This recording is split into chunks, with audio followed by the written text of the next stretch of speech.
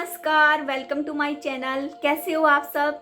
आप सभी को बुद्ध पूर्णिमा की बहुत बहुत बहुत बधाई हो। जो कि आज बुद्ध पूर्णिमा है, तो इसी मौके पर मैं आपको सुनाती हूँ भगवान गौतम बुद्ध की एक प्यारी सी कहानी। तो चलो शुरू करते हैं। एक बार दोस्तों, कहते हैं कि आपको कोई भी ताकत, कोई भी चीज, कोई भी व्यक्ति तब तक खुश नहीं कर सकता जब तक आप खुद से ना खुश होना चाहो, अपने आप को खुश ना होने दो। एक बार एक आदमी भगवान गौतम बुद्ध के आश्रम में आया। उन्होंने भगवान गौतम बुद्ध से कहा कि भगवान, मुझे जीवन का सार बड़े सिंपल से शब्दों में समझा दीजिए। गौतम बुद्ध ने कहा कि ठीक है। उन्हें उस आदमी से पूछा कि एक बात बताओ, क्या तुम्हारे घर बेटा है? उस आदमी ने कहा कि हाँ, मेरा एक 8 साल का बेटा है। फिर भगवान ने पूछा कि क्या तुम्हारे भाई के घर बेटा है?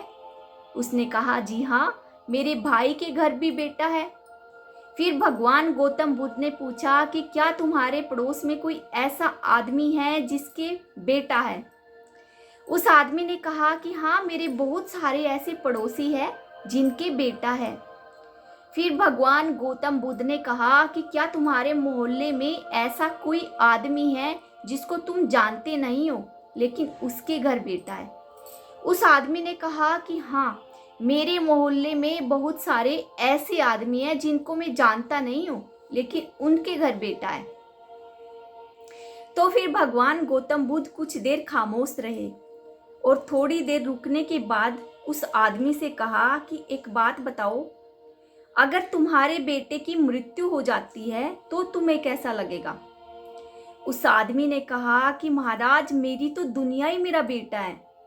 मैं तो जीते जी मर जाऊंगा। अगर उसको कुछ हो गया तो मैं मर जाऊंगा, मैं जिंदा नहीं रह पाऊंगा, मेरी तो दुनिया ही उजड़ जाएगी। फिर उस आदमी ने कहा कि मान लीजिए तुम्हारे भाई के बेटे की मृत्यु हो जाती है, तब तुम्हें कैसा लगेगा? उस आदमी ने कहा कि मुझे दुख होगा लेकिन अपने बेटे जितना दुख नहीं होगा। मैं दुखी रहूंगा अपने भाई को देख देख कर, लेकिन थोड़ा कम तकलीफ होगी।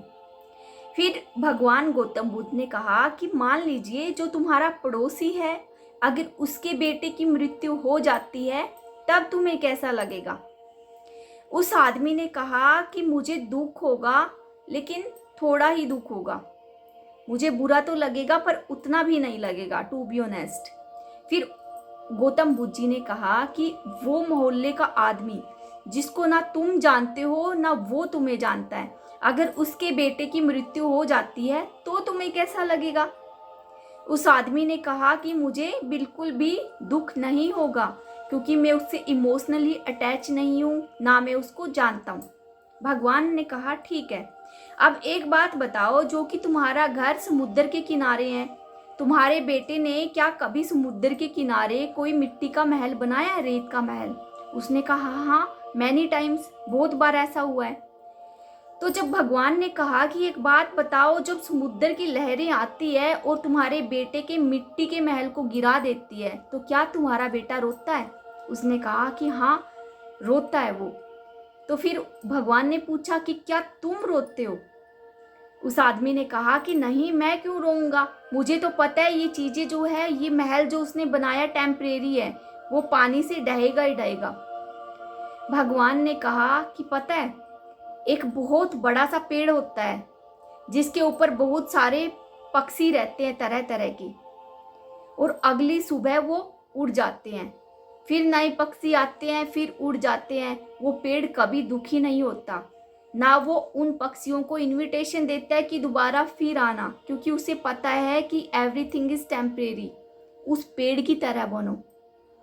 जिस दिन तुम ये समझ गए ना कि सब कुछ टेम्परेरी है, nothing is permanent in this world, उस दिन तुम्हारे दुखों का आधे से ज़्यादा अंत हो जाएगा।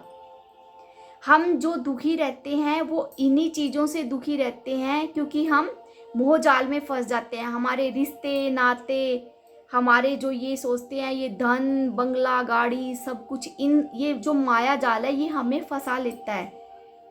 लेकिन जिस दिन हम ये समझ गए ना कि ये सारी चीज़ें परमानेंट नहीं हैं, टेम्परेरी है, हम यहाँ पर जस्ट फॉर किराए के मकान में रहने आए हैं, हम यहाँ पे इस ज़िंदगी में अपना पार्ट, अपना रोल प्ले करने आएगा।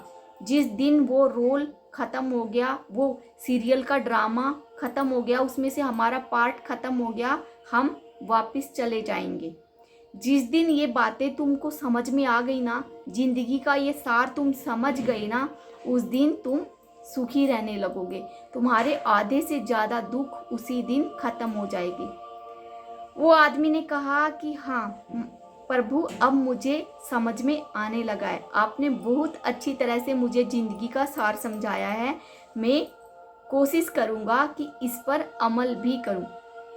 तो दोस्तों, कहानी बहुत छोटी सी है लेकिन बहुत कुछ सिखाती है।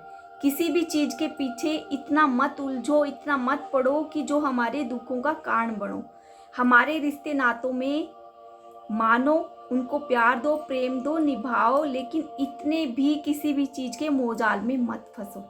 आई थिंक आपको ये कहानी ज़रूर पसंद आई होगी। इसी के साथ मैं विदा लेती हूँ, कल फिर मिलते हैं, तब तक के लिए धन्यवाद।